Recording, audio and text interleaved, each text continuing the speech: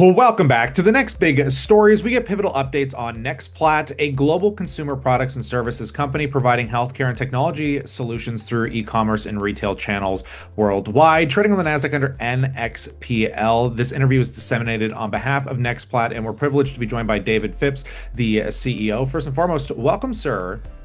Thank you very much. Thanks for having me. Yeah, such a pleasure to get you on. And I guess for newer audiences just stumbling into this, I know we're going to get some updates around your revenue growth plans and so much more, but maybe just give us that high level overview. What exactly are you doing there at NextPlat? Yeah, sure.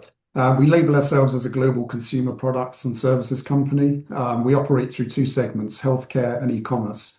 On the healthcare side, we're doing around $40 million in revenue. That represents about 73% of our total for 2025. That revenue comes from retail prescription services, but increasingly we're seeing more revenue from third-party administration services such as 340B entities, contracts to supply government-run facilities, long-term care facilities. As a rough guide, we dispensed around 400,000 prescriptions during 2025. And as I mentioned, that generated around 40 million in revenue from the healthcare division. And remember, that's Florida only. So that 40 million is Florida only. We've also got licenses in 10 other states. We intend to focus on those licenses and nationwide expansion going forward. On the e-commerce side, which is 27% of our reported revenue, that's the e-commerce division. We specialize in satellite-enabled communications. We have partners such as Iridium, Globalstar, Starlink, many others. We sell those products on around 30 websites, storefronts, e-commerce marketplaces all over the world. And they generate revenue from the sale of hardware, also from high margin recurring revenue airtime contracts.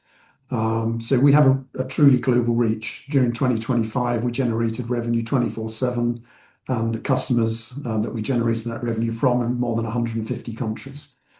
We also generate revenue from managing and creating e-commerce stores for third-party brands. Yeah, absolutely. This is incredible. And diving a bit deeper, I mean, the company has indicated that it is currently implementing an organizational refocusing effort. Do you want to explain why this is necessary and what this effort is kind of comprised of? After I was appointed CEO last year, I carried out a full assessment of the business, and it was clear at that time we could improve on a number of weak points in the business, including reducing operating costs, improving customer service, and investing in sales and business development teams. We then initiated a refocusing effort that involved reduction of headcount by around 25%. We replaced key management. We terminated a lease on underutilized office space, reduced a lot of other non-core costs, and we also recruited an experienced sales and business development team for 340B and long-term care sales. We highlighted in previous press releases that this process resulted in a reduction of around 2 million or more in annual costs across the business.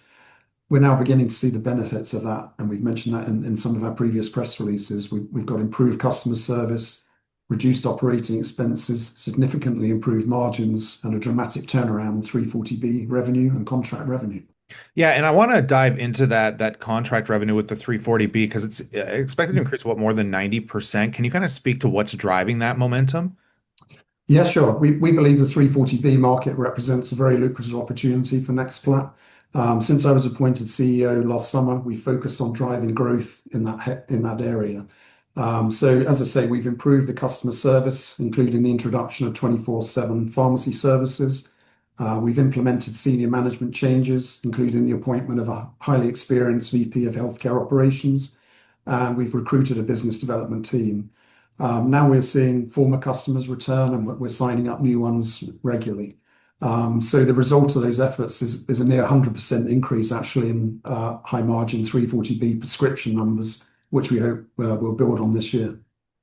Yeah, and speaking to the efficiency side a bit too, I mean, again, you've mentioned that you expect meaningful reduction in operating losses by the end of the second quarter of 2026. Do you want to speak more to this goal? Yeah, definitely. As mentioned earlier, after I was appointed CEO last year, we initiated this refocusing effort to cut operating costs and improve efficiency. So by doing that, it's allowed us to free up capital and invest in growth areas where we see the greatest opportunities. So as I say, 340B business development team, long-term sales team, which is something we didn't have last year, and making improvements to our proprietary ClearMetrics software. We've included AI capabilities in that recently, which we've invested in. So we believe these investments will contribute to a significant increase in profitable revenue and higher margins in 26. That will push us towards our goal of generating positive results of operations and cash flow this year. Yeah, great to hear. And you acknowledged that Q4 2025 results were impacted by one-time non-reoccurring cost. Can you just provide a bit of clarity on the nature of these costs so investors can kind of differentiate from the ongoing operational expenses? No problem. Yeah, from a GAAP accounting point of view, we expect several one-time non-recurring expenses in Q4. These will impact our 2025 numbers, as obviously Q4 is included in the whole year. However, they don't reflect the underlying improvement in the business we're currently seeing.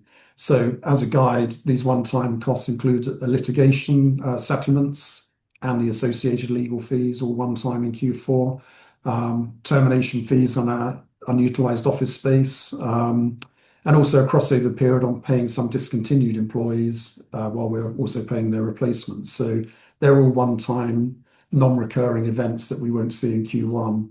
As a result of that, we expect significant improvements across nearly all financial metrics. So just to finish up for again those newer investors stumbling in, why should investors be paying attention to NextPlat now? I believe NextPlat is an inflection point right now for various reasons, and we're on a pathway to profitable growth. Um, we're completing a significant turnaround. As I've mentioned, we're already seeing the benefits of this. 340B pharmacy business is showing real momentum. We expect to report strong growth in prescriptions exiting 25. Our contract pharmacy revenue, which only began in Q4, has significantly exceeded expectations. We anticipated around 2,000 prescriptions a month. We actually peaked at 8,000 recently. We've also recently recruited a business development team, as I mentioned, for long-term care and 340B sales. We expect them to contribute to revenue growth going forward. So we anticipate meaningful gross margin expansion, a significant reduction in operating expenses. That will allow us to continue reinvesting into the areas where we see the growth potential. Apart from all that, we have a solid balance sheet. We report over 13 million in cash, over 15 million in working capital. We're effectively debt-free. So this allows us to actively explore opportunities to rapidly scale and grow the business, such as joint venture and M&A activity. Finally, it's worth noting that our current management and board represent around 40% of the shares outstanding right now. Many of those have invested personally in the company. So therefore, we're highly motivated for this company to succeed, and we're committed to delivering bottom line results. I appreciate your time today, David. As we pass it off to the viewers, always consider subscribing as news and catalysts like this come down the wire. Of course, we're going to bring it to you here. We're going to leave the links in the description below as well if you'd like to explore NextPlat further on that. As always, we look forward to catching you in the next one.